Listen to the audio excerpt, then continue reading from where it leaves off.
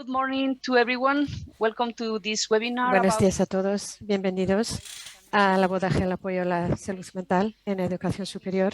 Me llamo Izaskun Andueza y estoy coordinadora de la Universidad Pública de Navarra. Estamos parte de un proyecto de Erasmus Plus que es Embrace in Higher Education. Voy a ser la moderadora hoy. Bueno, uno de tres en el equipo con Rubén Las Heras y Marcela de la Universidad Pública de Navarra. Venimos del Departamento de Sociología y Trabajo Social y hemos organizado este webinar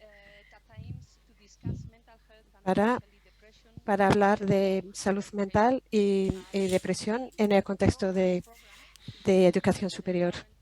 Pues si vemos el programa, vamos a ver los problemas actuales de los alumnos de universitarios y algunas acciones. Pues forma parte de la difusión, el evento de difusión. Y tenemos ponentes de España, Reino Unido, Colombia, Grecia, Lituania y Alemania. Muchísimas gracias por venir. Y antes de pasar a Begoña, quiero hablar de cinco problemas en un par de minutos. Este es un evento online. En principio, pues es un webinario en directo, entonces venimos de todas partes y queremos invitaros a presentaros en el chat. Entonces se puede decir, pues, buenos días, y pues un poco de contacto, ¿no? Porque somos muchos. Y segundo, tenemos la posibilidad de seguir el webinario en 2 idiomas. En el fondo de la pantalla hay botones con el herramienta del icono de interpretación, que es un globito. Entonces, se puede elegir entre escuchar en versión original o todo en español o todo en inglés. Entonces, se puede elegir. Y tercero, como se ve, se graba esta sesión y todos vais a recibir un email con las grabaciones. Pues también estarán disponibles en la página web del proyecto y en la página web del universitario, de todas las universidades.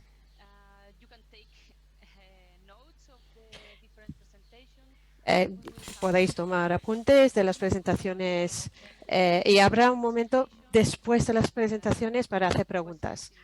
Entonces, toma notas ahora y luego pues habrá posibilidades de preguntar y usar también el chat. Y pues cogeremos las preguntas y intentamos pues contestar al final del webinario. Y pues por terminar, quiero dar las gracias a todos para participar, los ponentes, pues todo el equipo de Embrace, todos los técnicos que nos apoyan o nos han apoyado en este webinario. Espero que podemos disfrutar de aprender y actuar en la salud mental de nuestros alumnos universitarios. Y ahora voy a pasar la palabra a Begoña Pérez, pues es la vicerrectora de Proyección Universitaria, Cultura y Divulgación de la UCNA. Es un placer estar aquí inaugurando este webinar sobre salud mental y este webinar que forma parte de este proyecto europeo tan importante. Generalmente hay una inauguración simbólica con alguien del equipo rectoral de las universidades.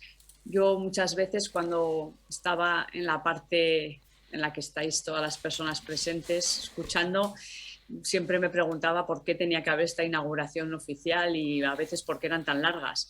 Ahora que estoy en el equipo directivo de una universidad, veo cada vez más importante estos espacios simbólicos en los que la representación de los equipos rectorales de una forma Estoy leyendo que no se puede escuchar bien la traducción. No sé si continúa, perdona, sí. Vale. En ese sentido, ahora que formo parte de este equipo de dirección, veo cada vez más importantes estos actos simbólicos por lo que implican. Por un lado, porque los equipos rectorales pueden de alguna forma respaldar a los equipos de investigación que estáis participando y dar la importancia que merecen, ¿no?, en términos de reconocimiento y valor.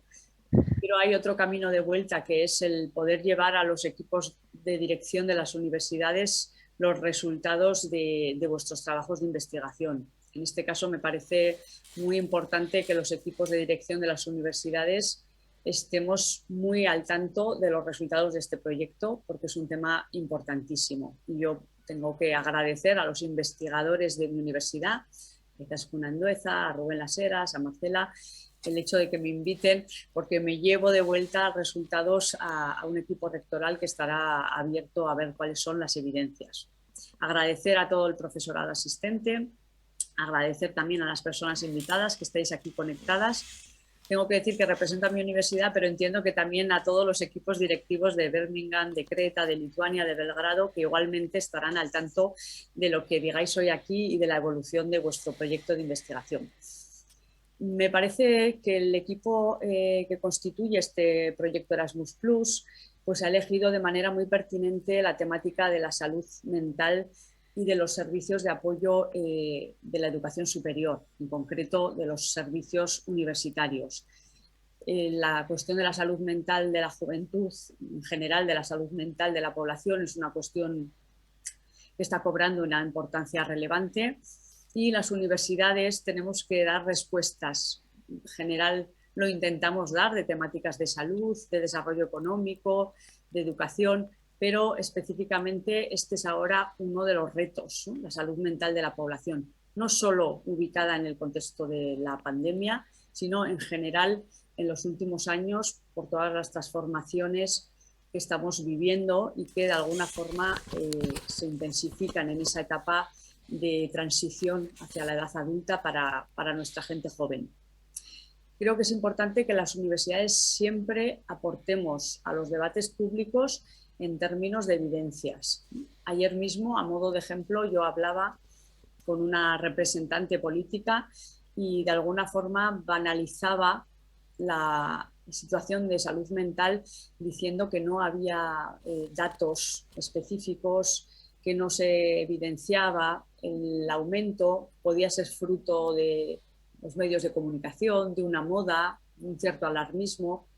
Creo que es importante que la universidad esté ahí para aportar realmente evidencias de los sucesos que están acaeciendo en términos de incremento de problemas de salud mental, de transformaciones, de evolución y también de evidencia de cuáles son las mejores formas para atenderlos, cuáles son los mejores servicios universitarios en este caso, pero cuáles son los mejores servicios para atenderlos. Por un lado, como digo, el tema de investigación. En segundo lugar, me parece importante esta parte aplicada que tiene el proyecto, que tiene que ver con reconocer buenas prácticas de atención, de servicios de apoyo a la salud mental en las universidades. Desde hace años las universidades somos referentes en muchos ámbitos, en lo que tiene que ver con los consumos energéticos, en lo que tiene que ver con la promoción de la salud, del deporte, de la cultura. Creo que también en este terreno de la salud mental nos van a mirar esperando una cierta luz en el camino para que podamos orientar cuál es la mejor forma de tratar los servicios de salud mental. Nosotros en esta universidad estamos preocupados por nuestro servicio de atención psicológica. Ha tenido un cierto incremento de las demandas en los últimos años y además una cierta complejización de los casos. Son casos que duran más tiempo, que viven de manera más intensa las problemáticas y estamos preocupados por ofrecer una buena salud mental, pero también porque tenemos que de alguna forma proyectar ese modelo de atención a la salud mental a los servicios de atención a la salud mental de nuestra región, de nuestra comarca, de los servicios de Navarra, ¿no? En ese sentido es importante que recordemos, y me toca quizás a mí como responsable, que los servicios de la universidad son un referente hacia afuera. Debemos hacerlo bien por nuestra comunidad universitaria, pero debemos hacerlo bien porque nos miran. Y la última de las cuestiones que quería decir hoy aquí es que también las universidades tenemos la misión principal de formar personas. Y si bien vuestro proyecto está orientado a investigar la evolución de la salud mental y a investigar los mejores servicios de atención universitaria, de alguna forma tendríamos que ser capaces las universidades de recoger vuestras conclusiones para poder impactar en nuestra misión principal, que es la formación. En algún momento tenemos que introducir competencias de prevención, competencias de conocimiento sobre salud mental en la formación de nuestros estudiantes, tanto los que estudian Derecho como los que estudian Medicina o los que estudian Trabajo Social, tienen que tener una mínima noción de cuáles son las principales problemáticas de salud mental para poder después en su vida personal y profesional tener esta mirada inclusiva hacia la salud emocional y hacia la salud mental. Por tanto, de nuevo agradecer estar en este momento de inauguración, estar a la espera de las conclusiones y los frutos de vuestro trabajo y desearos que tengáis hoy una jornada muy valiosa y una evolución igualmente interesante de vuestro proyecto. Muchas gracias. Thank you very much. Muchas gracias, Begoña, por tus palabras llenas siempre de sabiduría, y la verdad que es una gozada poder tenerte como vicerrectora, sabiendo que siempre estás tan atenta a todo lo que podemos aportar desde lo que hacemos, ¿no? En estos proyectos. Así que gracias. Thank you very much, Begoña. And now I think Geraldine is here. Are you here, Geraldine?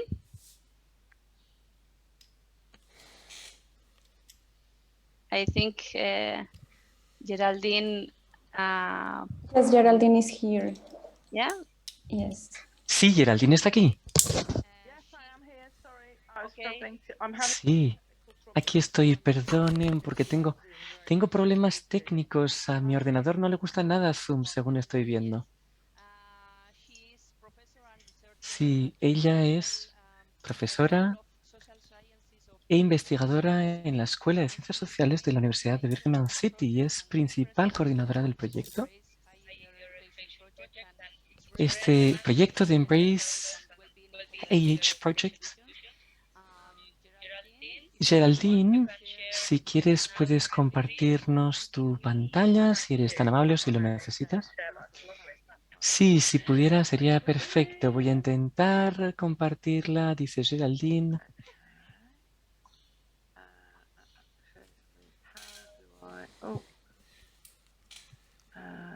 Un segundito, dice. Bueno, voy a colocarlo un poquito mejor, disculpen.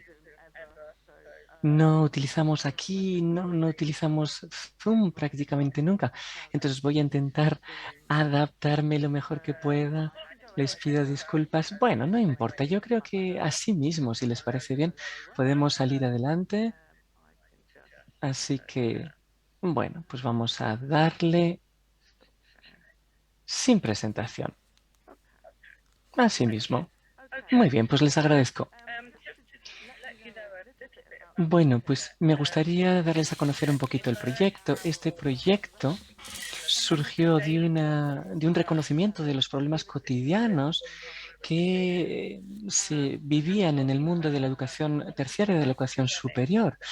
Pero no estamos hablando solo, digamos, del contexto académico, del estudiantado, del profesorado, sino que también está el PAS, todas las personas que trabajan en las bibliotecas, etcétera.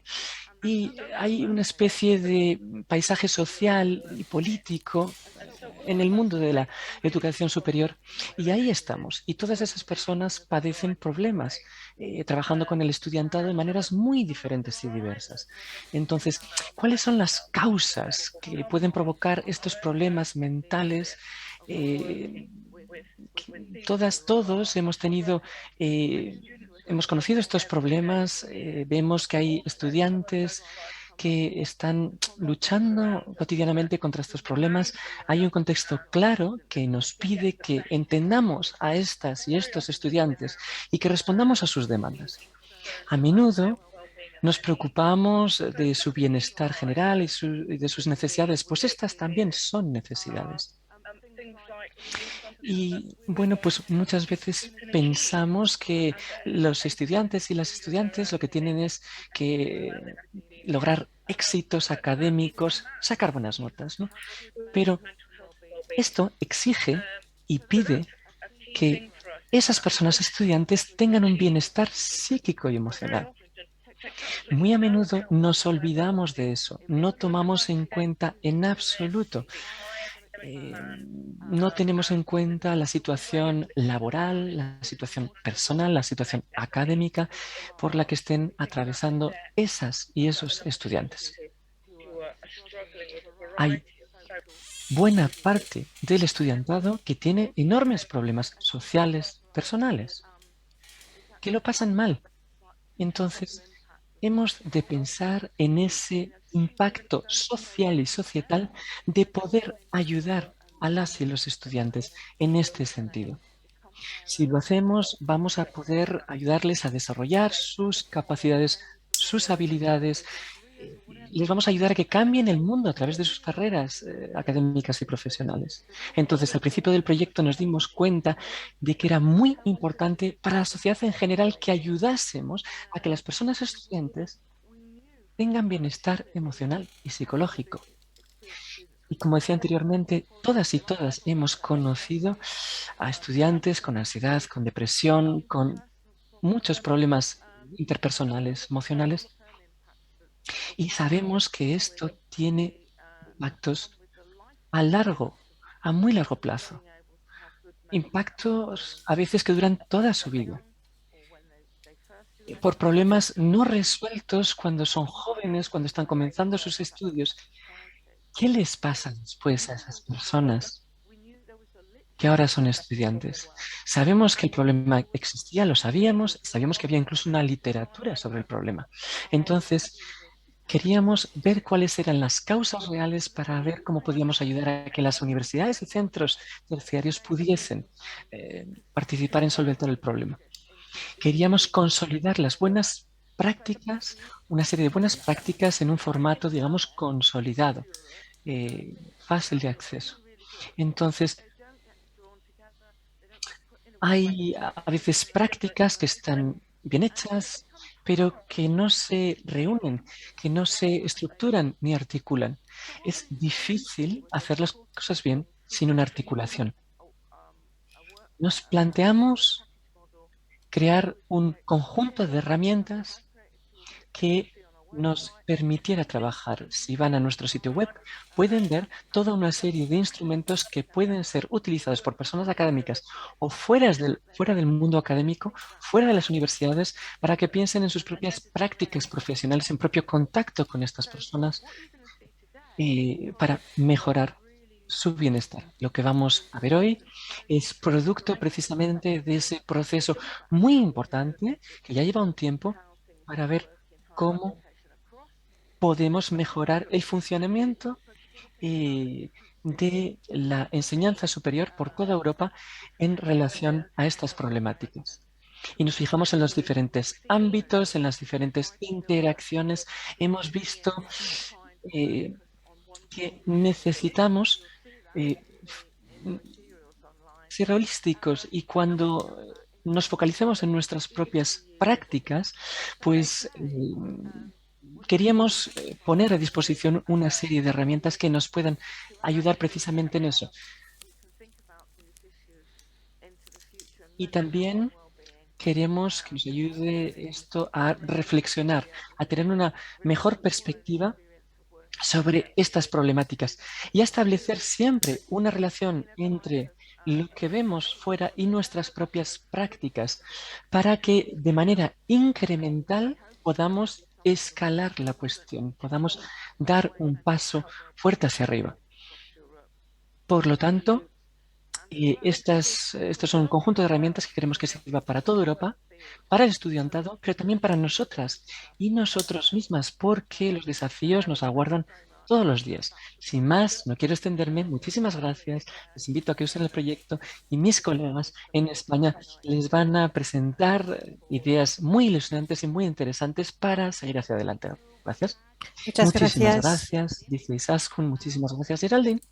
Y ahora, Marcela, te paso la Ahora palabra. va a hablar Marcela para hablar de uno de los resultados. Nos va a hablar del apoyo basado en la conversación y de un conjunto de herramientas para ello. Adelante, Marcela, si quieres puedes comenzar a compartir.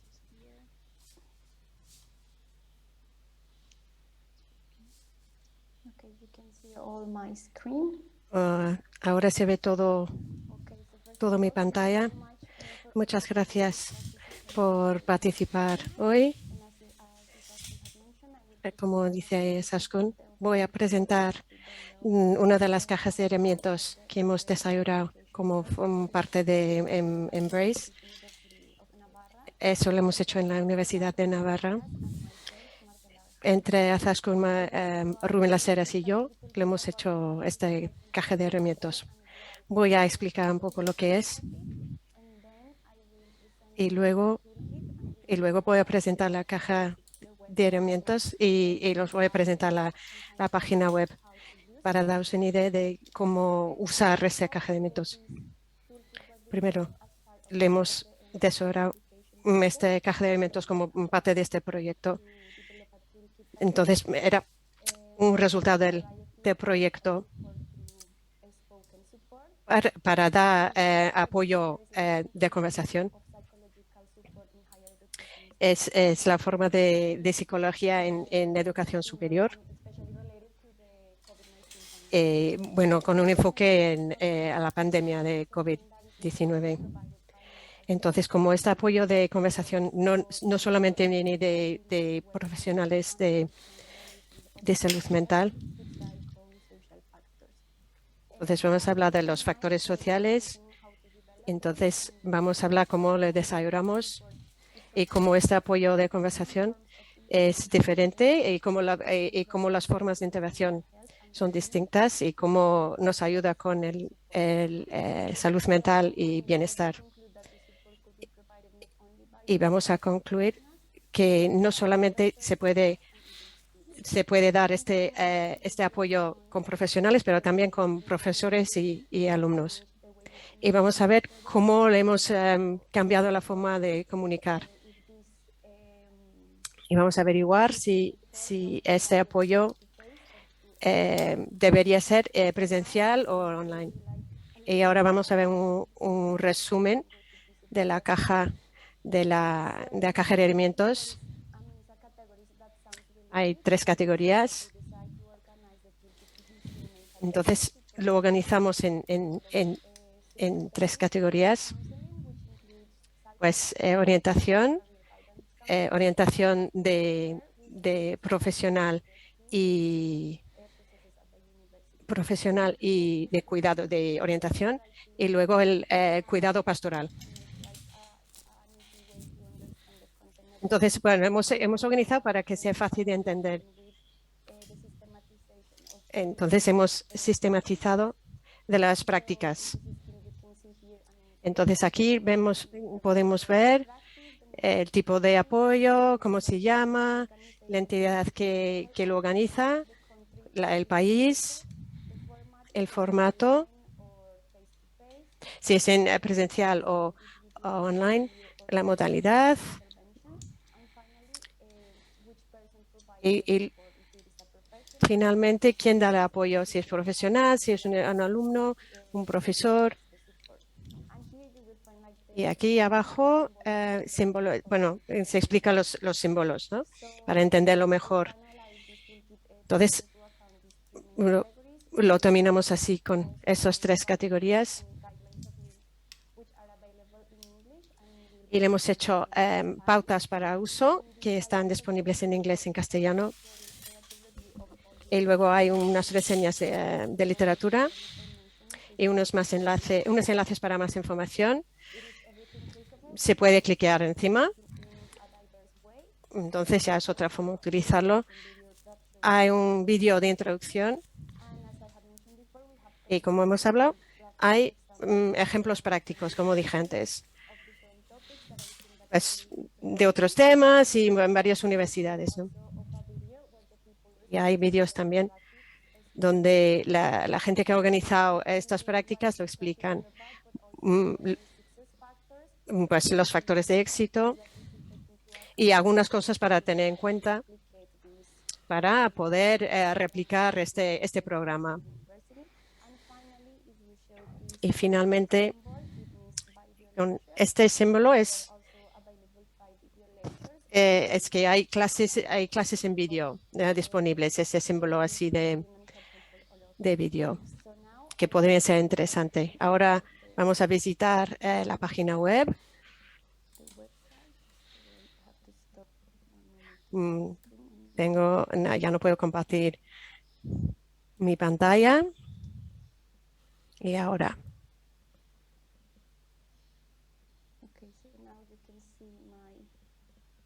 Ahora se puede ver la página web.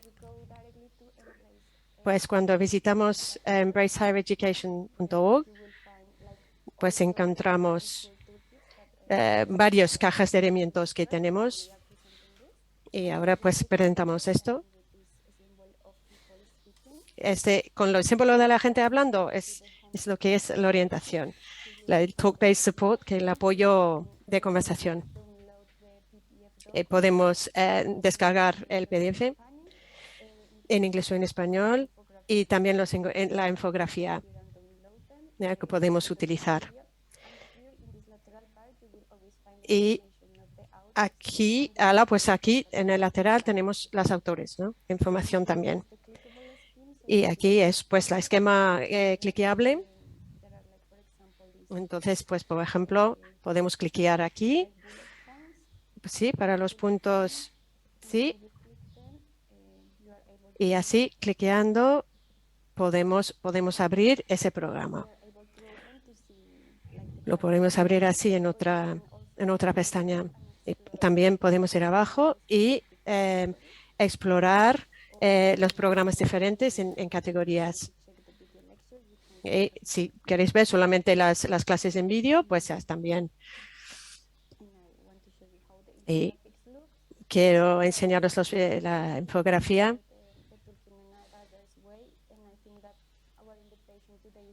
Pues ahora mismo pues lo que vamos a hacer es explorar, porque es muy pertinente. Sí, para ver un poco el trabajo que hemos hecho en las universidades españolas. Eso nos gustaría que exploráis e intentar replicar un poco lo que hemos hecho y estas prácticas que hemos puesto, porque son muy efectivos y refuercen el enfoque holístico de salud mental. Es un ejemplo de cómo podemos ver la infografía, a ver si sale.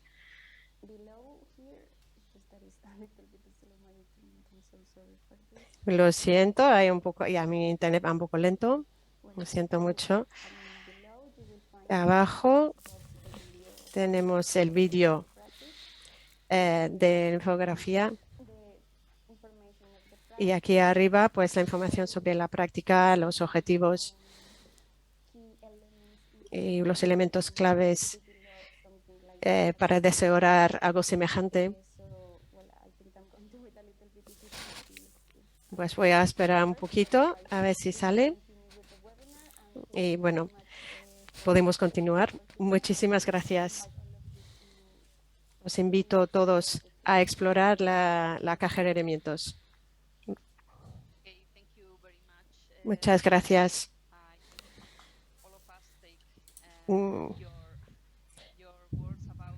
Pues escuchamos así muy bien, pues vamos a explorar esta página web, porque todo lo que hemos hecho en los últimos 3 años está ahí y yo estoy convencido que todos la van a ver y a visitar. Vamos a continuar. No quiero retrasar mucho, entonces quiero presentar el siguiente ponente, Akis, que es un profesor en el Departamento de Psicología, director del Centro de Orientación de Estudiantes en la Universidad de Crete, en Grecia. Va a hablar de contexto y retos, ¿no?, en la universidad.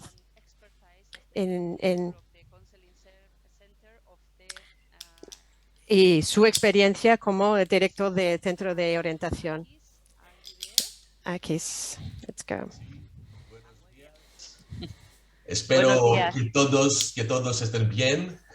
Muy bien. This is all about my Spanish. Bueno, este era todo el español que soy capaz de articular. Estoy practicando, pero así están las cosas. Muchísimas gracias, Izaskun, muchísimas gracias a nuestras y nuestros colegas españoles por la invitación. Es un placer estar aquí con todas y todos ustedes. Voy a compartirles mi pantalla si les parece bien.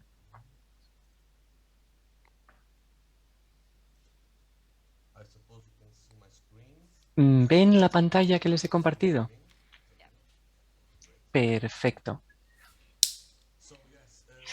Muy bien, pues me llamo Akis y como nos ha dicho Izaskun, soy profesor y asesor orientador en la Universidad de Creta, en el Departamento de Psicología, y soy responsable del Centro de Orientación Universitaria, de Orientación del Estudiantado de nuestra universidad. También he tenido el placer de formar parte de este proyecto, el proyecto Embrace HE, donde hemos tenido el gusto de trabajar con partners de todos los países, de muchos países, vamos, en torno a las problemáticas de salud mental en el ámbito universitario. Y me gustaría, tras esta presentación, pues poder responder a cualquiera de las preguntas que tuviesen. Tenemos aquí la entrada en la educación superior, el ingreso en la terciaria. Es un proceso pues muy ilusionante, es un nuevo proceso de independencia para el estudiantado, coincidente con cambios en sus cuerpos, en sus mentes, cambios en las relaciones sociales, nuevas opciones que se les presentan por todas partes, nuevas personas, nuevos conocimientos, muchísimas oportunidades y posibilidades nuevas. Pero también, ojo, porque la literatura nos cuenta claramente que la entrada en la educación terciaria expone al estudiantado a factores de riesgo como el estrés, por ejemplo. Voy a intentar hablar despacio porque estoy pensando en la persona traductora que está intentando traducirme, así que, como digo, hay también estrés, todo el estrés que rodea la experiencia universitaria, las cuestiones financieras que pueden ser problemáticas y también otras cuestiones de problemática mental o psicológica que son de las que vamos a hablar aquí más específicamente. ¿Qué tipo de datos les podríamos dar sobre la salud mental de los estudiantes y las estudiantes en el terciario? Bueno, pues ven ustedes aquí que el estudiantado universitario padece un riesgo muy alto de desarrollar enfermedades mentales o problemáticas mentales muy comunes. Están expuestas a muchos eventos estresantes y transicionales y también sabemos que el estudiantado entra dentro de una edad donde hay muchas enfermedades mentales, trastornos mentales que llegan a su pico. Y también el estrés psicológico por parte del estudiantado universitario está aumentando tanto en severidad como en su incidencia general, en su prevalencia. La literatura confirma todos estos datos que acabamos de citar. Y aquí ven un gráfico de la propia universidad a la que pertenezco, la Universidad de Creta, del Centro de Orientación Universitaria de las Admisiones por año académico.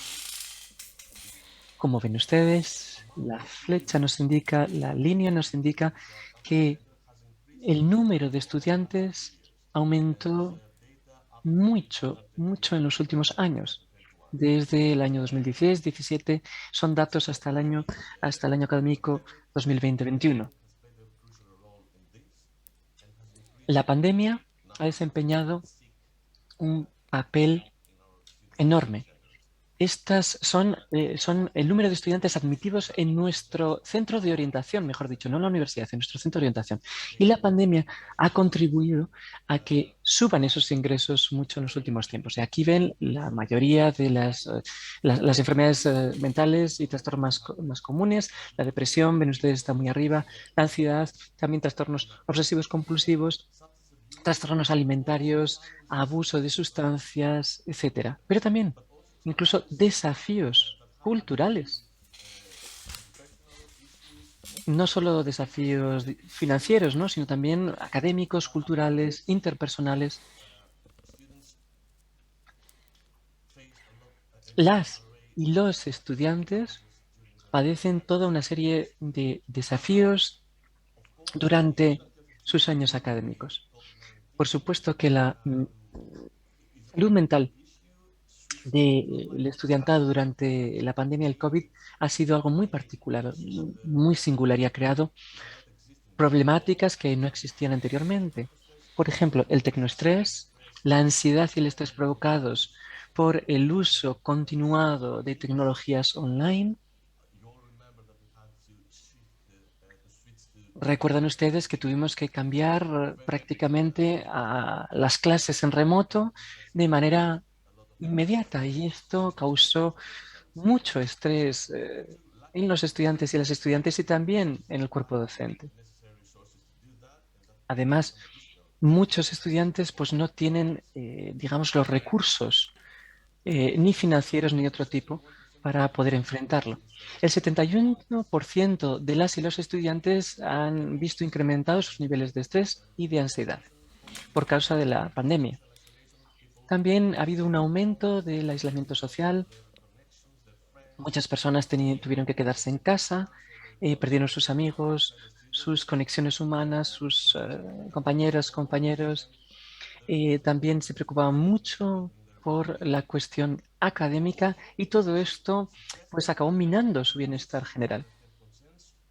Y luego podemos hablar también de preocupaciones y trastornos mentales mucho más serios, como por ejemplo los pensamientos tendentes al suicidio, la depresión severa, las autolesiones.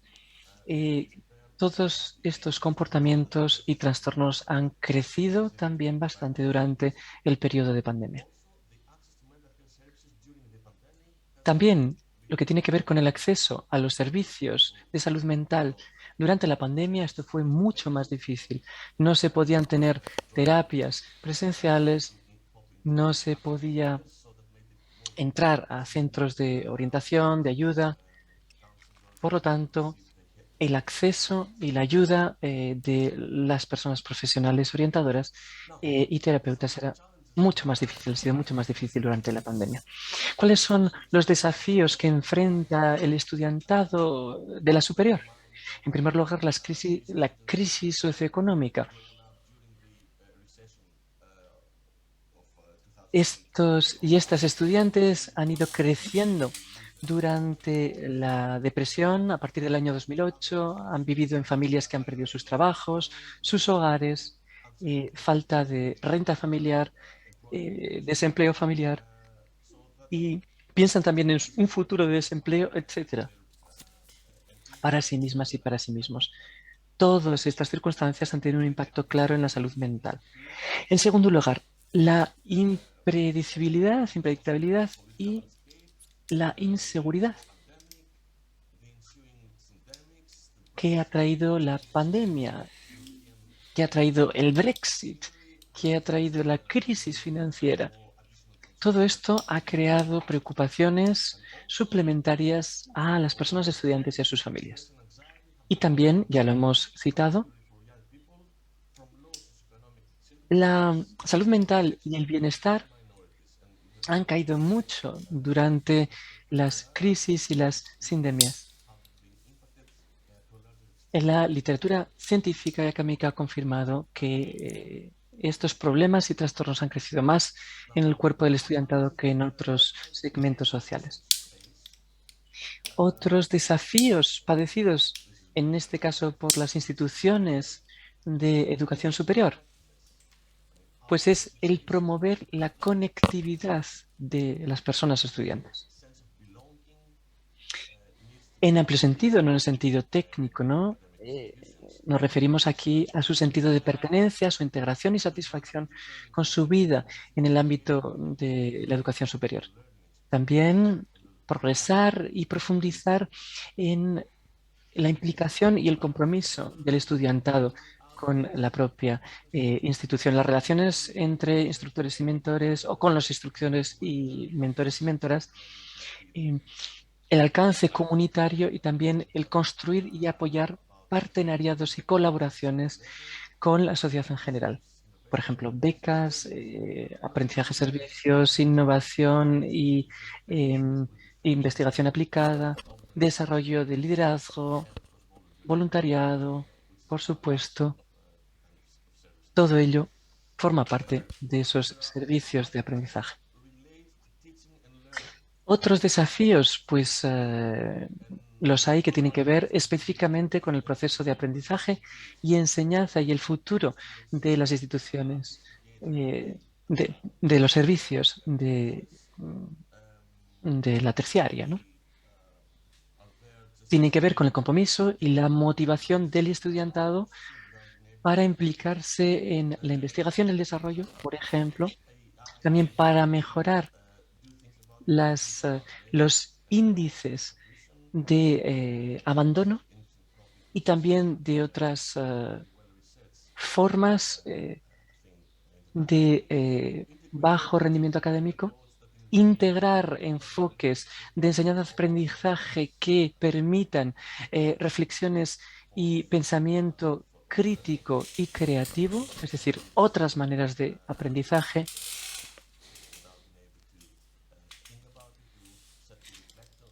y privilegiar otras formas de aprendizaje que favorezcan la reflexión y la conciencia. También hacer que el aprendizaje esté centrado en las personas estudiantes, abrazar y acoger las prácticas de aprendizaje y colaborativas que estén conectadas con las propias vidas de las personas estudiantes. La integridad académica, es decir, enfrentar los problemas de copia y de plagio, promover la igualdad y la equidad, apoyar a que las personas estudiantes apoyen el cambio, adopten el cambio y la transformación desde dentro.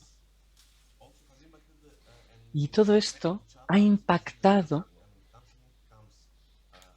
a los propios servicios de orientación de las personas estudiantes. Y se han producido cambios. Por ejemplo, está la necesidad de identificar de la forma más temprana posible las personas estudiantes que se encuentran en situación de riesgo. Hemos de intentar identificar a esas personas estudiantes ya desde el primer año que pensemos que puedan encontrarse en situación de riesgo y hacerles un seguimiento hasta que finalicen sus estudios para evitar el incremento de problemáticas relativas a la salud mental o al abandono académico. También un aumento en problemáticas severas y complejas en materia de salud mental. Los centros de orientación estudiantil no son centros de psicoterapia, pero en muchos casos tenemos que ayudar a estudiantes con depresiones severas, depresiones graves o trastornos alimentarios también muy graves, o incluso síntomas o brotes psicóticos. Hay siempre una lucha entre la necesidad y el deseo de ayudar a estas personas y también la propia complejidad de la escasez de recursos y de los trastornos en sí. No somos centros de psicoterapia, operamos de manera muy distinta, ¿verdad? Entonces, también ayudar y orientar a estudiantes extranjeras y extranjeros, también Ha sido un desafío porque hay una movilidad aumentada de estudiantes entre los diferentes países y a menudo estas personas estudiantes padecen problemáticas que han de ser atajadas.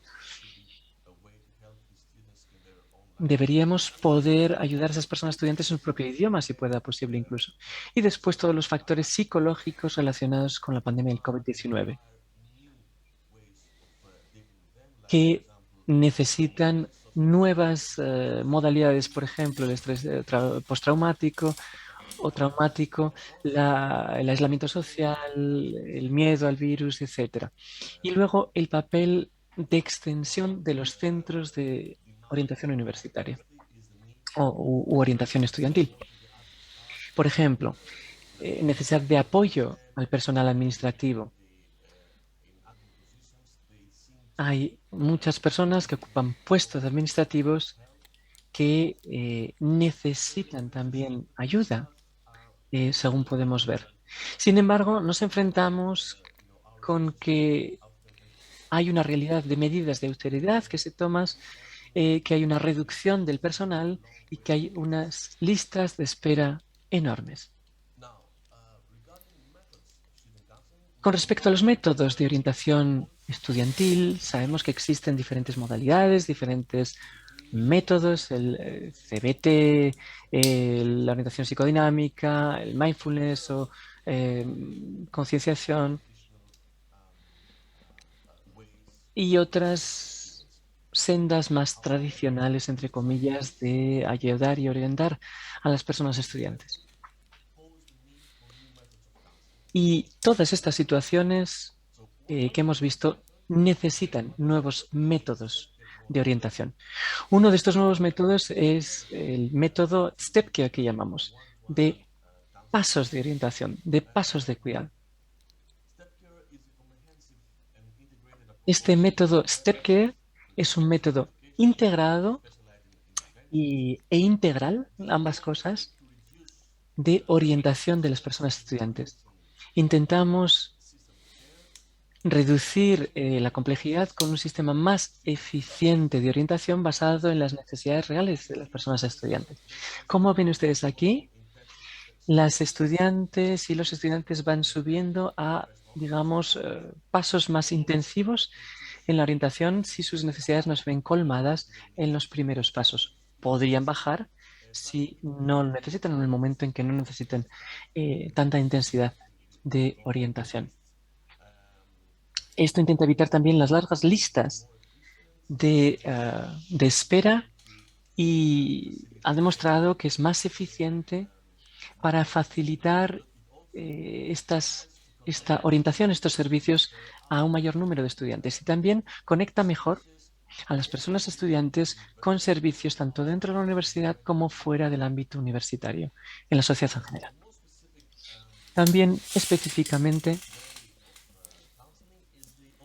un nuevo modelo es la orientación online, la orientación en remoto, por ordenador si quieren. La literatura confirma que el counseling online, el counseling no presencial, está aquí ya para quedarse. Hay ciertas cuestiones que se han ya debatido en torno a este tipo de orientación, las podemos conocer. Parece ser que resulta más atractivo, que hace que la gente se implique más, da una especie de sensación de seguridad, reduce la vergüenza que puede dar el acceder a estos servicios y también llega a muchos otros lugares, llega a la ciudad en general, a la sociedad en general, a lugares a donde no llega la orientación presencial. Y también hay herramientas de autoayuda, como por ejemplo foros o grupos de apoyo online, herramientas de screening, cuestionarios de autoayuda. Hay toda una serie de métodos y herramientas que se han incluido en nuestro proyecto, en el proyecto Embrace. Y como Marcela acaba de presentar, están disponibles tanto para el estudiantado como para el profesorado o personal administrativo y de servicios.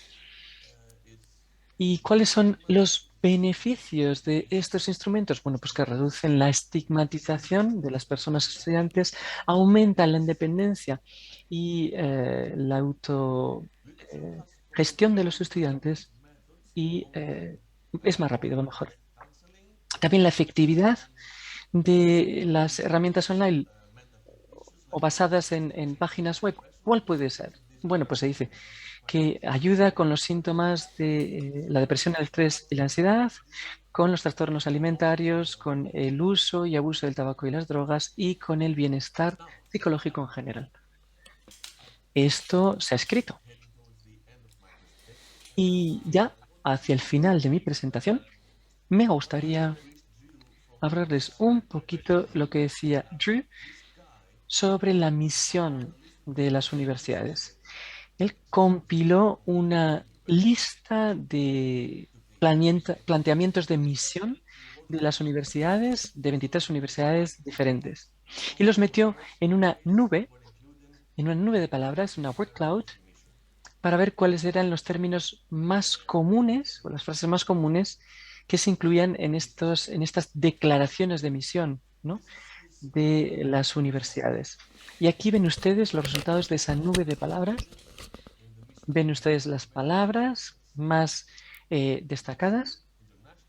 Ven ustedes internacional, comunidad, aprendizaje, estudiantado, investigación, conocimientos, educación, etcétera.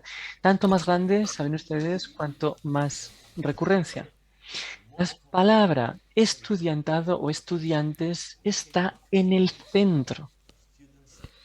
Es decir, que son, digamos, la misión fundamental de las universidades, según decía Truth. Y concluir con las palabras de Peter Kexten, el antiguo rector de la Universidad Libre de Berlín. Dice que la universidad necesita crear un medio ambiente adecuado y necesita identificar el apoyo público para ello. Si la universidad no se preocupa de las personas estudiantes, no debería existir. Así concluye Peter Kexten. Y esto creo que concluye sobre el trabajo que estamos llevando a cabo en nuestro proyecto. Muchísimas gracias. Muchísimas gracias a Kis, dice Saskun, por todo ello. Muchas gracias por esta presentación tan interesante que nos habla sobre el contexto y las necesidades que tiene nuestro estudiantado y también que tienen nuestras propias universidades y nuestros propios servicios de orientación. Ha sido muy interesante escucharte y espero que la gente haya podido tomar notas. Como decíamos antes, si tienen cualquier tipo de pregunta o comentario, habrá un turno para ello al final de todas las presentaciones.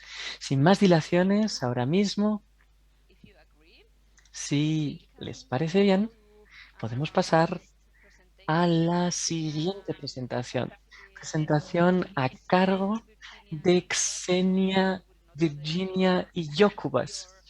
Perdonen porque seguramente estoy pronunciando muy mal sus nombres. No me atrevo a decir sus apellidos, de hecho, porque seguro que los digo muy mal. Entonces, Xenia, Virginia y Jokubas son psicólogas y psicólogos comunitarios del Instituto de Psicología de la Universidad de Vilna, en Lituania.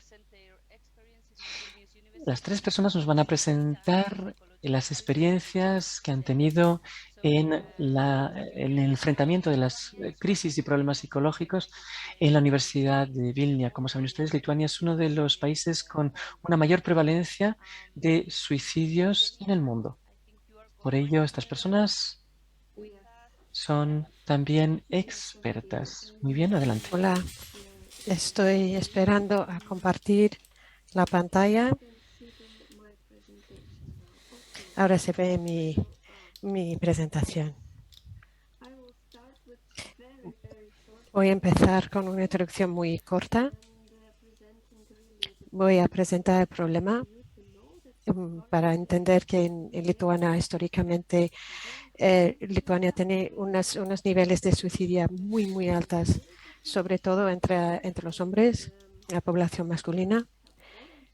Y y las tasas ya han bajado desde un pico en los años 90, cuando la Unión Soviética se derrumbó, pero tenemos una tasa de 26,1 por 100.000 habitantes. Es muy alto.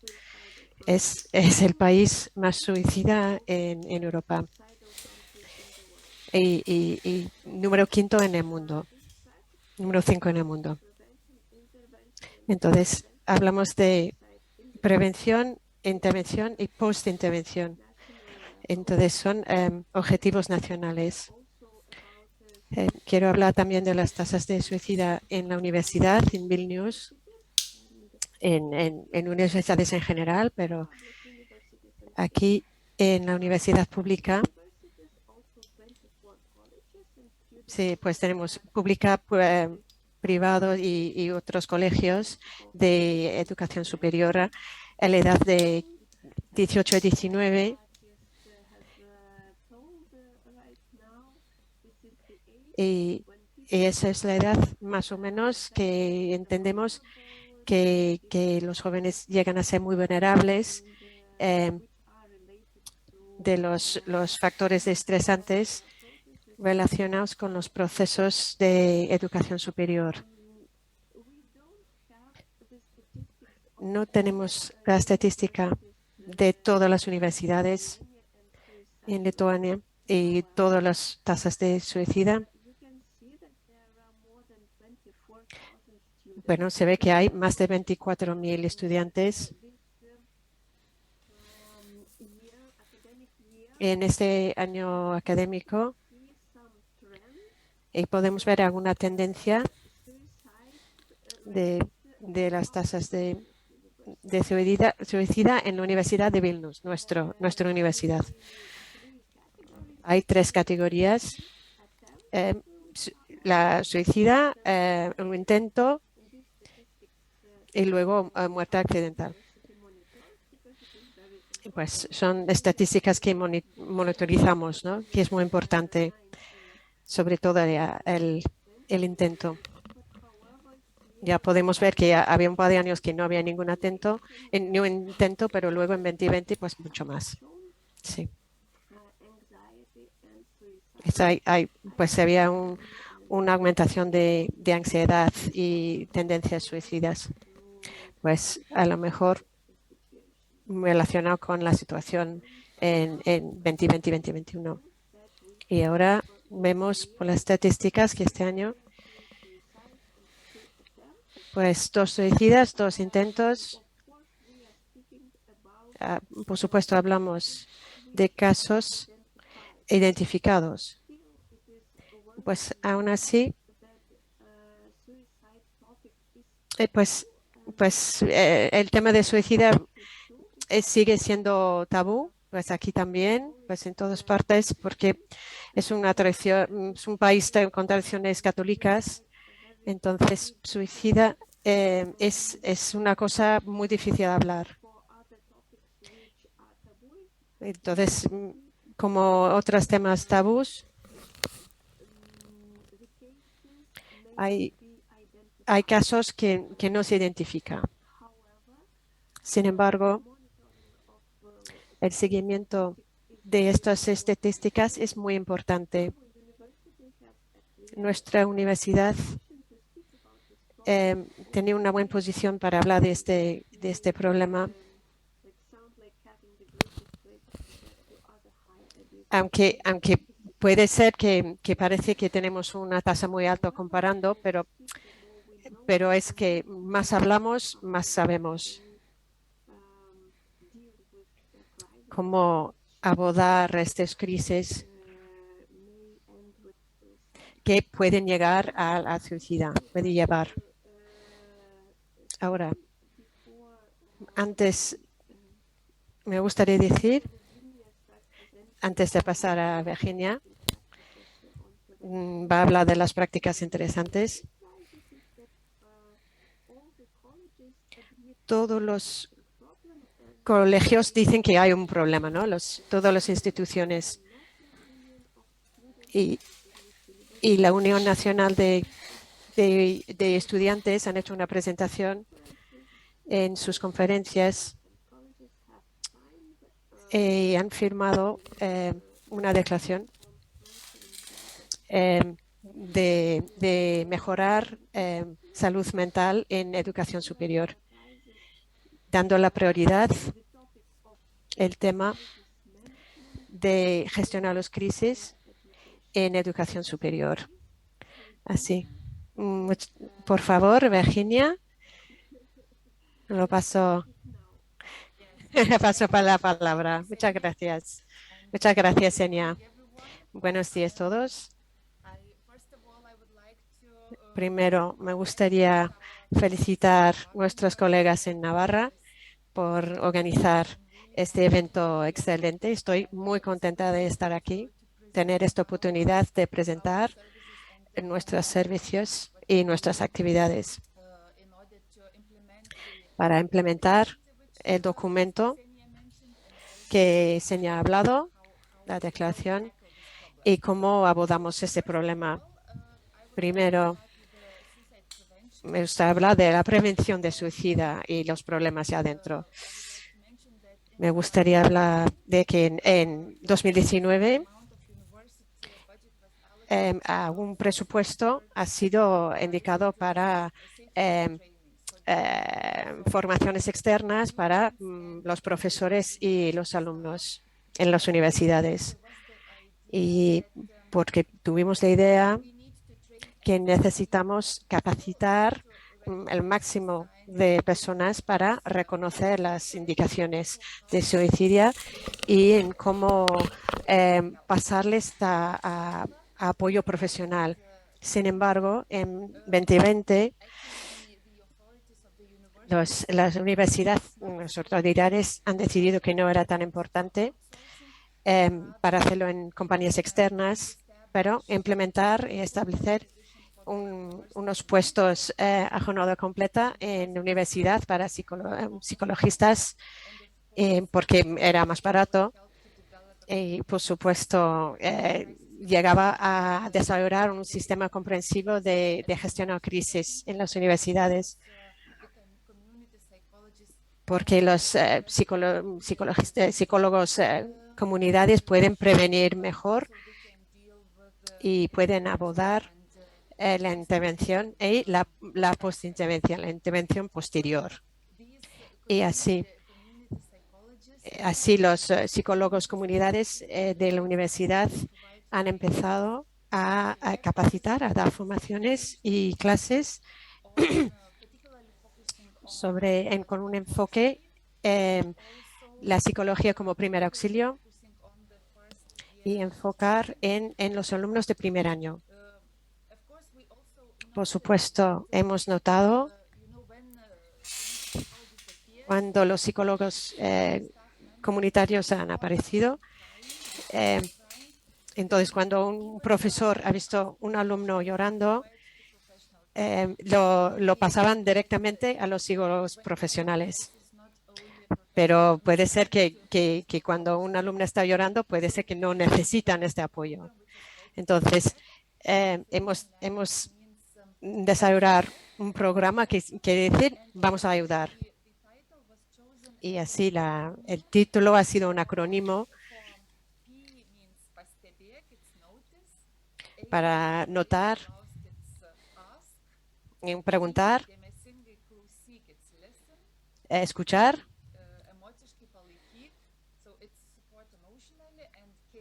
dar apoyo emocional y buscar soluciones juntos. Entonces es un acrónimo en su propio idioma. Es muy sencillo, pero es muy efectivo para ayudar. Y podía hacer lo posible de la comunidad universitaria de dar apoyo emocional para prestar atención que a lo mejor alguien está sufriendo, pero cómo preguntar y cómo escuchar. Nuestra experiencia también nos enseña que la mayoría de las crisis aparecen de noche y de fin de semana y no durante el horario de trabajo. Entonces pasa mucho en las residencias, sobre todo los alumnos que llegan de otras ciudades y viven en las residencias o de extranjero. Viven en las residencias. Entonces, este año hemos implementado un programa nuevo que se llama Gatekeepers, ¿no? Que los cuidadores, ¿no? en las residencias. Invitan alumnos de psicología o de sociología y otros también, ¿no? De otros que son activos y que tienen ganas de contribuir al bienestar universitario. El siguiente parte de gestión de crisis del sistema. A ver si podemos cambiar. Sí. Es intervención en suicida. Es muy importante decir que nuestros psicólogos comunitarios tienen móviles, así que para urgencias, si necesitan orientación urgente, o hay los teléfonos y también un email, ¿no? Entonces, pueden estar... intentamos desarrollar una forma que era fácil de acceder para los psicólogos comunitarios. Este año también, debido a la guerra en Ucrania, tenemos un flujo de los alumnos que vienen de Ucrania, ¿no? Refugiados y también profesores, pues plantilla académico, llegan aquí. Entonces, tenemos la suerte de tener un psicólogo de Ucrania que está graduando ahora mismo en este verano de ser psicólogo intervencional. Entonces, ya tiene un puesto como psicólogo comunidad y se lo puede acceder para urgencias y dar apoyo personal para alumnos en su propio idioma de ucraniano o ruso. Es muy importante porque cuando están en crisis es muy difícil para ellos para explicar cómo se sientan, lo que están pensando y su experiencia en otro idioma. Es muy difícil seleccionar estas palabras en inglés o otro idioma que no es tan familiar para ellos. También es muy importante decir que muchos psicólogos comunitarios no están solos. Dentro de 24.000 alumnos. Así, tenemos un grupo de más o menos 40 orientadores que tienen sus horarios de orientación y también su trabajo en la universidad, y también tienen su propio puesto fuera de la universidad. Entonces, ahí están en guardia para urgencias. Entonces, nuestros psicólogos comunitarios pueden hablar con los orientadores para más apoyo aún. Y, por último, vamos a hablar de la gestión de crisis. Es uno de los retos más grandes para nosotros para enfrentar en gestión de crisis. Pues se trató de comunicación. Después de cada accidente en la universidad, pues profesores o miembros de la plantilla de puntos diferentes en la universidad querían informar sobre esto. Entonces, en vez de planificar o pensar en acciones, tuvimos que contestar a todas las llamadas. Pues escuchar lo que ha pasado, lo que tenemos que hacer y quién va a hacer qué. Era un caos. Entonces, intentamos desarrollar un algoritmo o varios para que cada miembro de la comunidad sabe a quién dirigirse y quién está responsable para qué. Aquí tenemos unos ejemplos que se puede ver en la pantalla. No voy a ir al detalle porque ya tenemos poco tiempo, pero quiero decir también para nosotros nos daba un ventaja muy grande que la Universidad de Vilnius tiene el centro de el centro de investigación sobre conocimiento, que era de uno de los centros nacionales, que era muy importante, era un centro de dar soluciones para psicólogos después del evento, después de cada evento. Aquí podemos ver también, no está subrayado, pero uno de los desarrollos importantes, parece sencillo, pero es muy importante, era crear un grupo de emails para que todos los responsables a ellos les llegue el mismo informe a la vez y los psicólogos también saben lo que ha pasado, todos, y ya pueden empezar sus acciones. Escribe, así lo vemos abajo, así en la caja en el centro. Es un email muy importante, es un correo muy importante. Es que es muy sencillo y muy efectivo. Y después de llegar este mensaje de la incidencia, los psicólogos seleccionan la información en detalle, identifican los que están más afectados y organizan pues los debriefings, ¿no? Dan parte y luego pues había más consultas privadas también. Quiero invitar a mi colega, que es un psicólogo comunitario, que quiere compartir su experiencia de los retos para los psicólogos durante la gestión de crisis. Muchas gracias.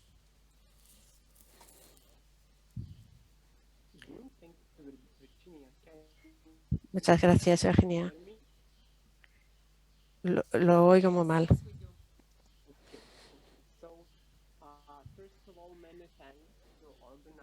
Primero, muchas gracias para organizar. Es muy importante para nosotros para contar nuestra experiencia de gestionar las crisis en esta universidad. Estoy psicólogo comunitario, también alumno en la universidad.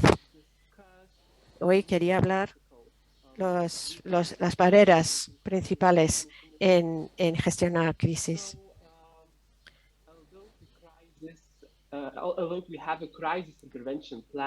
Tenemos un plan de intervención de crisis y se lo manda a los responsables. Sin embargo, pues no siempre sigue estas pautas. Dificultades llegan en la información del informe de crisis.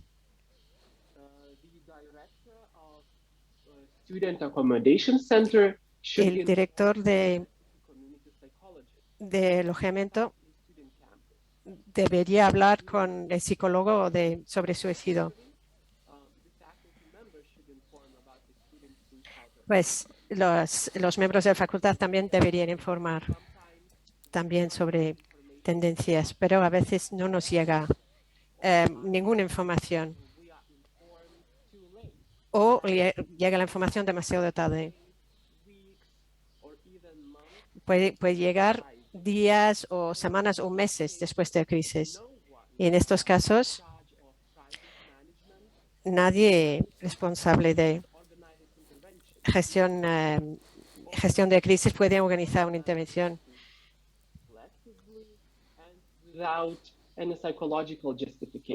Entonces no hay justificación psicólogo en gestionar la crisis.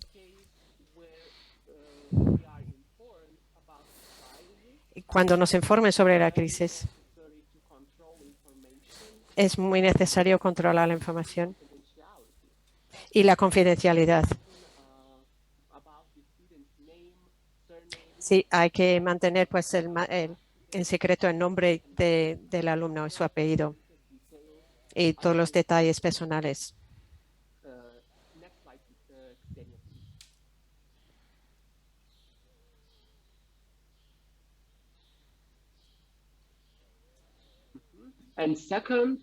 Segundo, hay dificultades en planificar y implementar la intervención de crisis.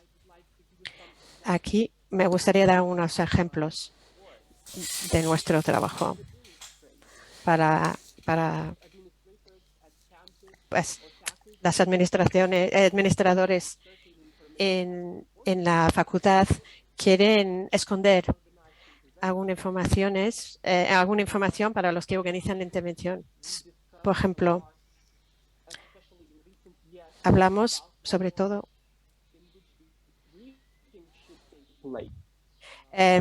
hablamos mucho del formato de cómo hacemos los briefings, ¿no? Cómo damos parte. Es una intervención muy pequeña en un grupo pequeño para cómo organizar la crisis. Otra cosa que relacionado con estas dificultades, ha habido varias crisis este año que han provocado muchas preguntas.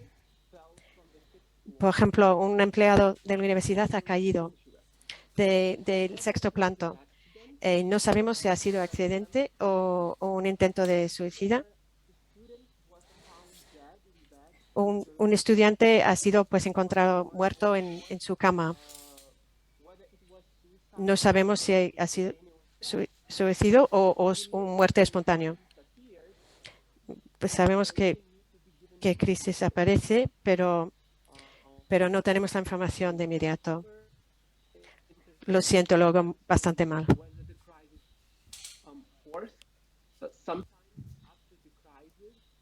A veces, después de la crisis, hay gente que no está relacionada con esta situación. Nos intenta explicar a los psicólogos cómo organizarnos, ¿no? Y ellos cogen el rol de expertos cuando realmente no tiene nada que ver. Tercero, nos gustaría recordaros, no todos los accidentes es una crisis psicológico y de vez en cuando, como psicólogos, tenemos la tendencia de sobreestimar estos accidentes. Por ejemplo, un sobredosis de drogas. Pues a veces no es un acto de suicidio. Algunos alumnos piensan que las drogas les van a ayudar con los estudios, perder de peso o estudiar mejor. Y no tiene nada que ver con el suicidio. Otro ejemplo. Muchas veces tenemos que enfrentarnos con los administradores que quieren intervenir. Y tenemos que pensar en la gente que ha sido afectado por esta crisis y están muy vulnerables y necesitan los recursos para afrontarlo. Cada crisis da una oportunidad para crecimiento psicológico. Entonces, eso es lo que pienso yo de cómo gestionamos las crisis. Lo siento, no lo hago bien. Me gustaría subrayar. Lo siento.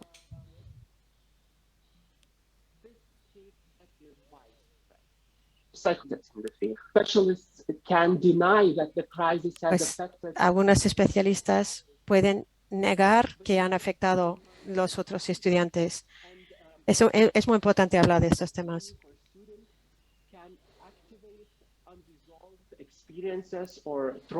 Pues puede activar unos traumas no resueltos en los alumnos alrededor de una crisis.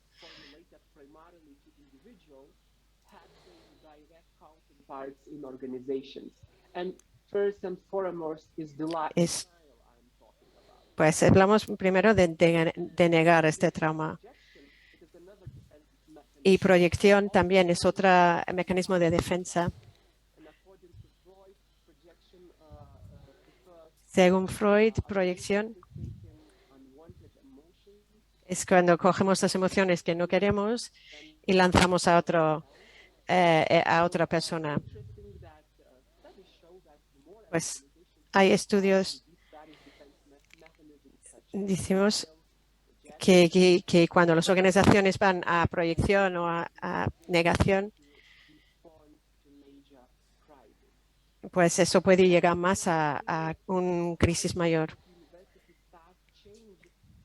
Y también tenemos que pensar que los profesores y la plantilla de universidad cambian mucho. Entonces, los que se han capacitado igual se van y mucha gente no sabe lo que tiene que hacer. Hay que formar todo el rato. Entonces, estos son mis pensamientos, ¿no? Mis reflexiones como psicólogo comunitario. Más, Jacubas, Xenia and Virginia. Muchísimas gracias a los tres. Que estamos encantados de escuchar vuestras ideas y todos nuestros conocimientos, porque es válido para todas las universidades.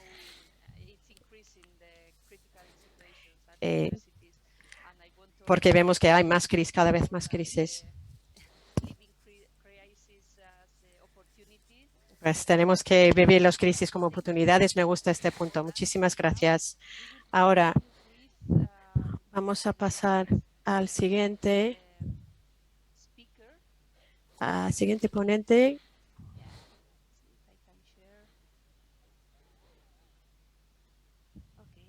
Voy a compartir.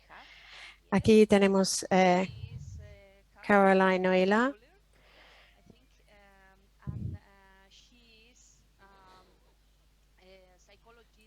Es un psicólogo, un estudiante de doctorado y trabaja en la Fundación de Depresión Alemana. Va a presentar un herramienta que se llama I Fight Depression, yo lucho contra la depresión, y nos va a compartir ahora con nosotros.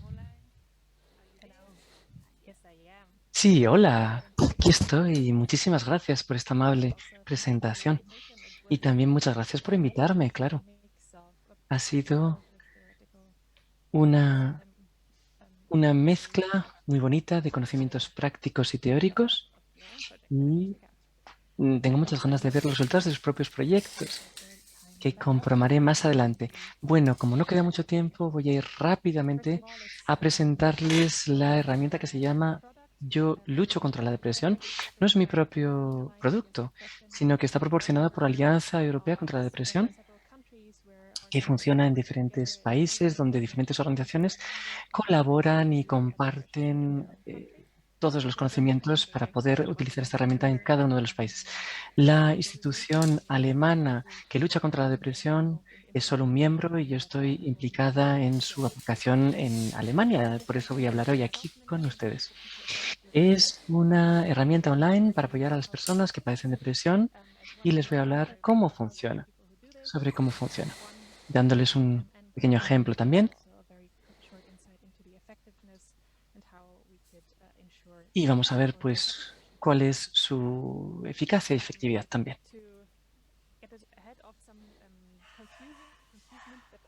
Bueno, hay una pequeña confusión que siempre sucede.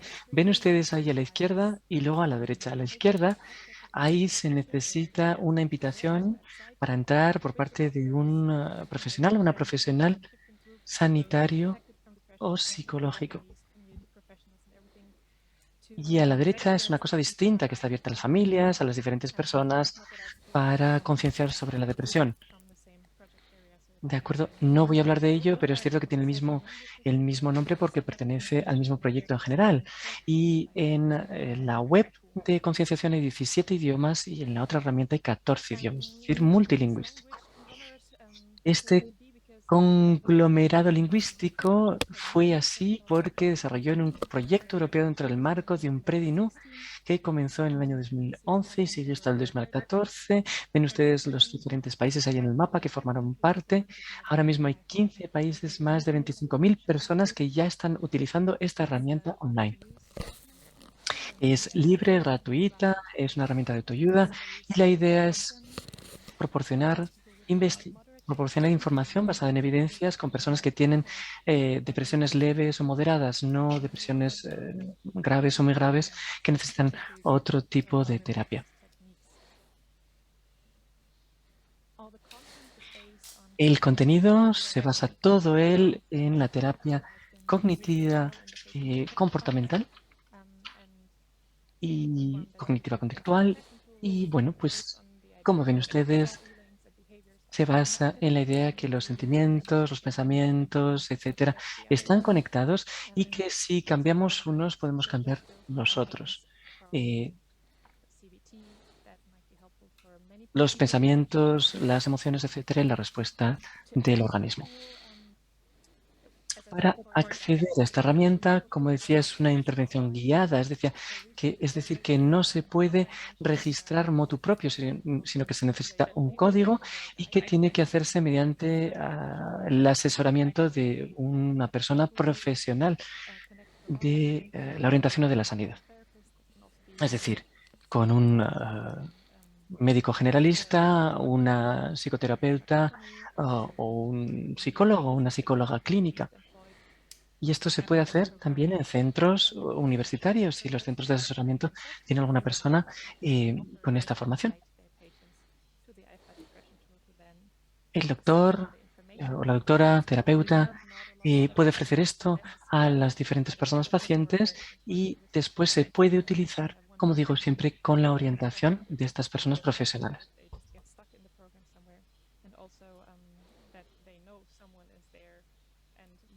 Además, no solo es por la orientación en sí, sino por los riesgos en sí, sino para que las personas no se queden trabadas en el uso del programa.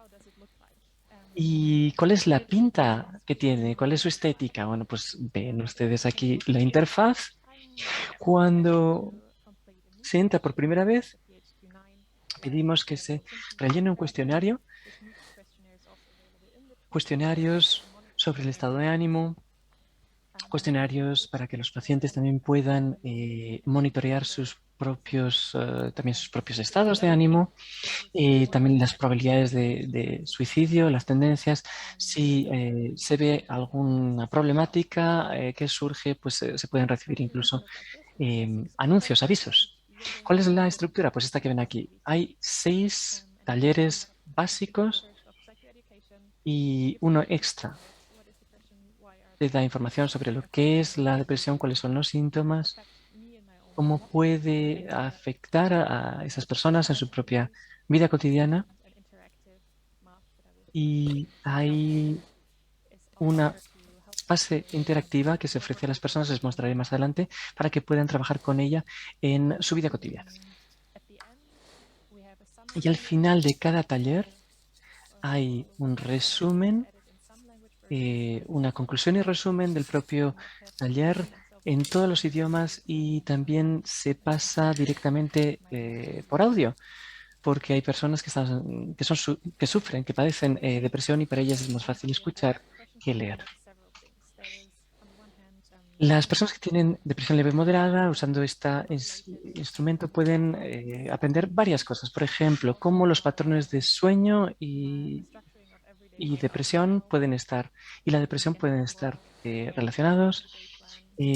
Los patrones de pensamiento negativo pueden cambiarse, que la depresión puede afectar a cómo percibimos el medio ambiente que nos rodea.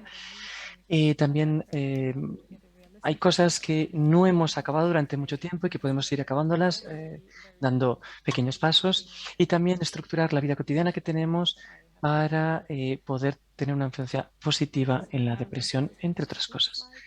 Este es un ejemplo de uno de esos talleres. Es el número 1 y sería pensar, sentir y hacer.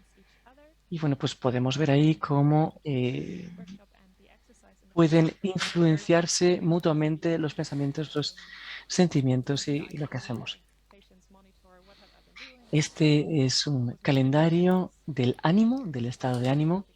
La idea es sacar una foto, una instantánea realista de la situación de las personas y ver cómo va evolucionando un ejercicio bastante clásico, por otra parte.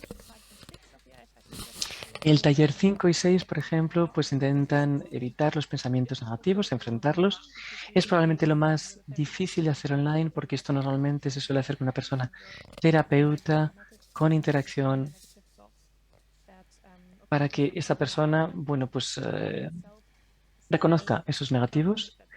La herramienta en sí misma dice a las personas que la usan que pueden probar por sí solas, pero que si experimentan algún tipo de dificultad, que acudan a su terapeuta u orientadora o orientador.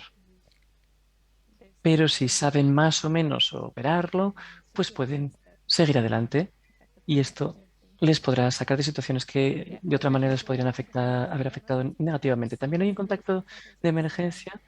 Ven ustedes diferentes ejemplos. Según los diferentes idiomas, hay diferentes números, diferentes contactos para diferentes países. En Alemania, por ejemplo, también hay un vínculo a una clínica donde las personas pueden obtener información y también a una hotline telefónica, un número de atención telefónica. Cuando comencé a trabajar con este instrumento, me pidieron que hiciese investigación y yo la verdad es que no estaba segura si iba a poder ayudar a las personas pacientes o no, en realidad se lo confieso. Después, bueno, pues comencé con los primeros tests en el año 2016 y me gustaría presentar los resultados de esos tests, de esas pruebas, para ver si funcionaba o no. A ver, ¿qué piensan ustedes? Hicimos aquí un test para comparar el uso de nuestra herramienta con una terapia de orientación activa. Ven ustedes que durante 6 semanas los pacientes utilizaron la una o la otra. Solo se incluyeron a pacientes que tenían ya algún tratamiento de alguna forma, bien con médicos generalistas, bien con psicoterapia, bien con psiquiatras, y es decir, que estuviesen en algún tipo de tratamiento. Les preguntamos al principio, al medio y al final del tratamiento. Y después lo hicimos con un periodo de 3, 6 y 12 meses. Tuvimos casi 350 personas participantes. Aquí medimos los síntomas de la depresión autoevaluados y luego un cuestionario de calidad de vida que tiene un componente importante mental y físico. Ven ustedes aquí una muestra, muchas personas femeninas. Es un poquito más alto que la prevalencia, aunque las mujeres se ven más afectadas en general. Edad mediana 42. Y bueno, esto no es fantástico para el estudio porque, bueno, pues era un nivel de educación formal muy alto, 62,9% educación secundaria y 43,1% terciaria. Y ven ustedes que también sabían utilizar bien Internet y que más del 95% habían recibido psicoterapia en el pasado y el 63% por lo menos habían visitado una vez los servicios de psicoterapia. Y estos son los resultados principales. Ese es el periodo de tratamiento. Las líneas azules son... Ven ustedes las notas, por así decirlo, las líneas azules. Y ahí tienen el periodo de seguimiento. El acceso, obviamente, aquí tienen 12 meses, ¿no? En este segundo cuadrado, en este segunda demarcación. En la primera eran solo 6 semanas, es decir, que la línea temporal, la línea cronológica, no es uniforme. La diferencia entre estas dos líneas es relativamente significativa. Es decir, que esta herramienta disminuyó los síntomas de manera más rápida que el otro tipo de tratamiento.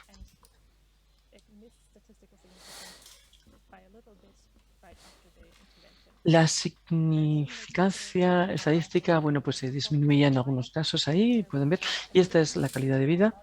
Ven ustedes un incremento que es mayor en el grupo de intervención con el grupo de condición de control. Una gran diferencia tras 3 tras 3 meses. Y después esas cuestiones son estadísticamente diferentes, así que es distinto. Bueno, ¿y cuáles serían las conclusiones a las que yo llegaría aquí? Bueno, yo comencé con una visión un poco pesimista, pero yo creo que sí que es posible ayudar a las personas con este tipo de herramienta.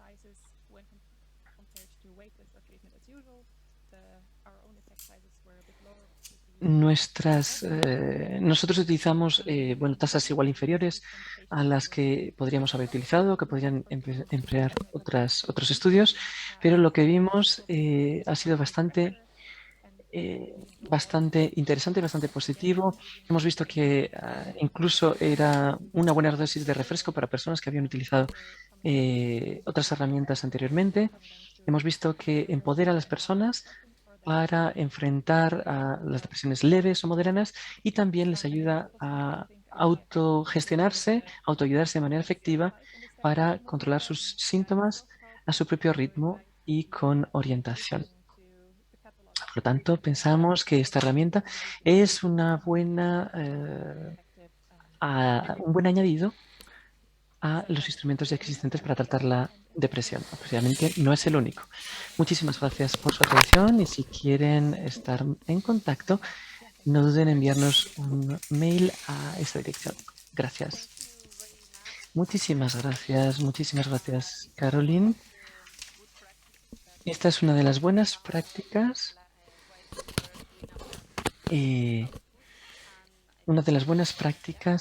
Y razones. Esto nos informa de que, bueno, que vamos por la buena vía y que este tipo de cosas funcionan. Creo que es uno de los de las herramientas convenientes y buenas con las cuales podemos contar, que podemos compartir con otras universidades. Y creo que más de una persona, tras haber escuchado ahora tu presentación, seguramente va a intentar contactar contigo. Así que muchas gracias. Hemos acabado, tras Caroline, con el periodo de presentaciones. Vamos a pasar al periodo de preguntas y comentarios. Como les decía al principio, podemos utilizar el chat para vehicular sus preguntas concernientes o relativas a cualquiera de las presentaciones que han tenido lugar esta mañana. Podemos leerlas sin problema. Si alguien incluso quisiera directamente preguntar de manera oral, también le podemos pasar el micrófono. Esa opción también es posible.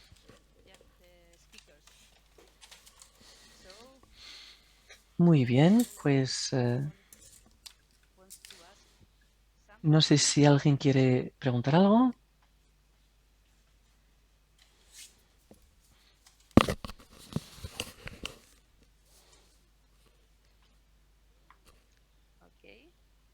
Muy bien.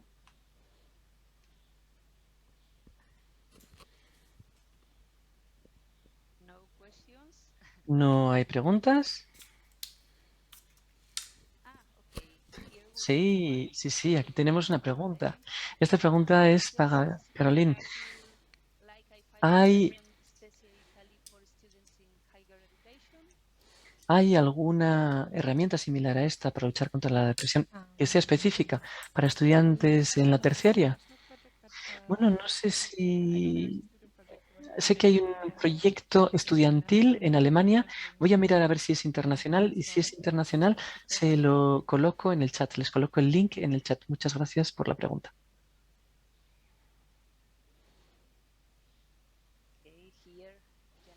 Muy bien, Janine.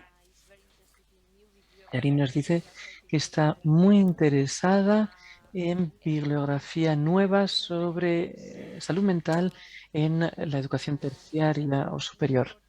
¿Me podría recomendar algún libro?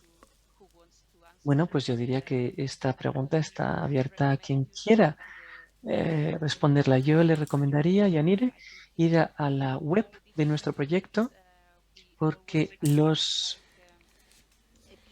diferentes sets de herramientas llevan mucha información añadida y entre ella hay mucha bibliografía. Bibliografía además nueva.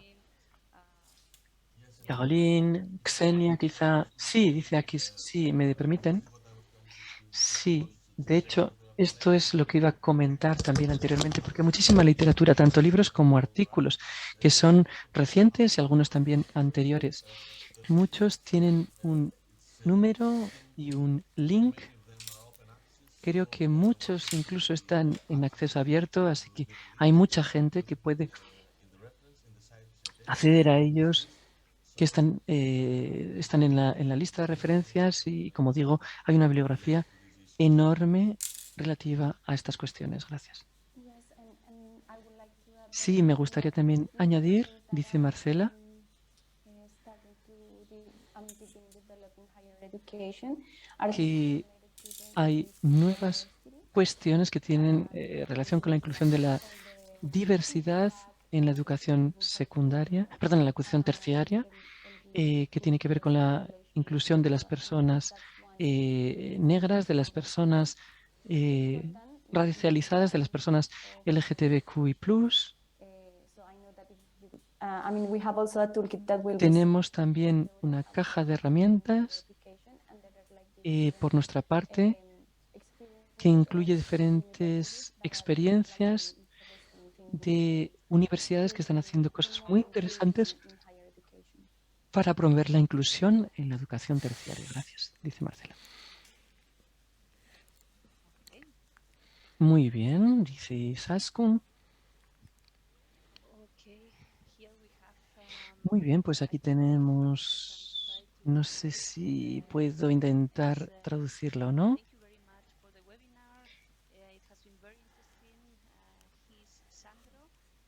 Se llama Sandro y es miembro de Mejorana, una de las organizaciones de Navarra, única asociación en Navarra en primera persona, quizá. Muchas gracias a todos los ponentes,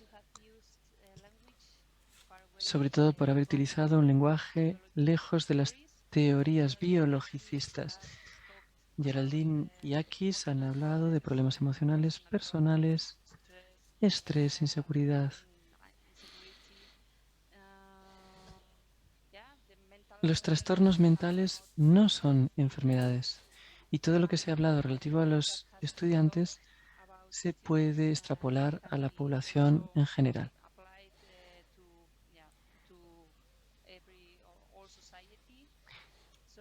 Todo malestar puede derivar en un problema. Las personas que traducimos podemos traducir aquí. Podemos traducir.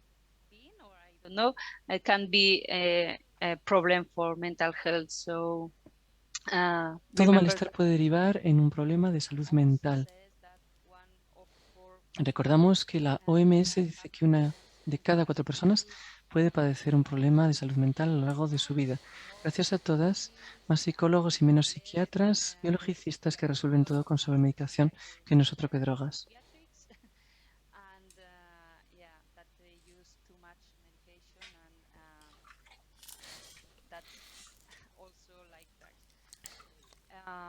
I don't know.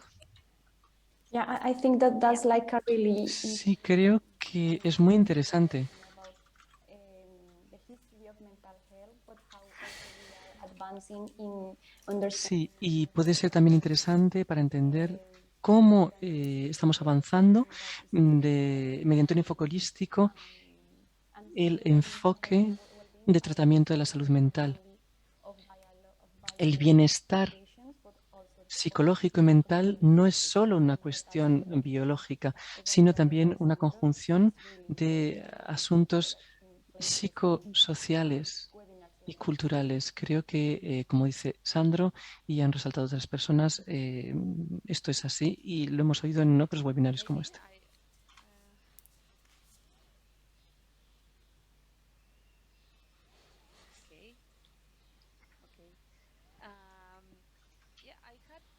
Akis, I have a question for you while we are waiting for more questions.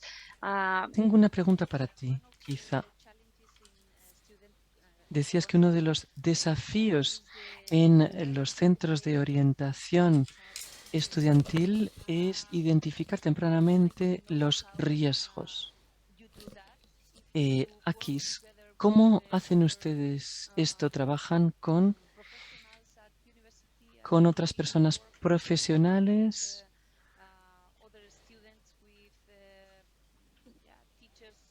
¿Con otros, con personal docente? ¿Cómo lo hacen? ¿Cómo lo hacen para llevar a cabo esa identificación temprana? Sí, muchísimas gracias por esta pregunta tan importante. Es una cuestión difícil. Durante el último año más hemos intentado desarrollar una metodología para hacer esto que me preguntas.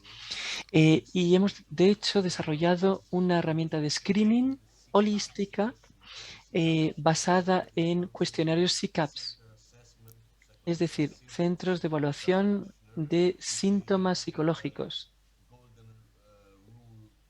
Es una especie de regla de oro, digamos, que se ha utilizado en todos los Estados Unidos, por todos los Estados Unidos en centros de orientación estudiantil, que mide 8 factores que tienen que ver con la depresión, ansiedad, uso de sustancias, estrés académico, estrés social, etcétera, etcétera. Junto con ello, intentamos, basado en ello, intentamos desarrollar un instrumento que aplicamos a todas y todos los estudiantes de primer año según ingresan en la universidad. Tenemos el apoyo de la persona rectora y del equipo rector. Para hacerlo, se distribuyen los cuestionarios a todas las personas estudiantes que ingresan y cada año hacemos un monitoreo.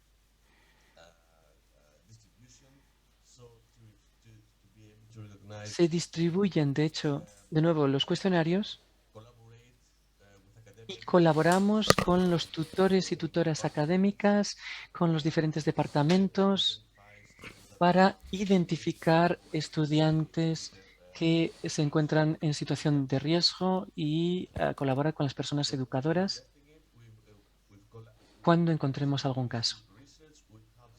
Hemos hecho ya investigación inicial, contamos con los primeros datos, tanto con respecto a la población general como con respecto a la población clínica, es decir, con estudiantes que ya han visitado el centro de orientación, y ahora estamos, digamos, preparados para que en el próximo año académico podamos distribuirlo por todos los estudiantes. Muy bien. Akis, muchas gracias.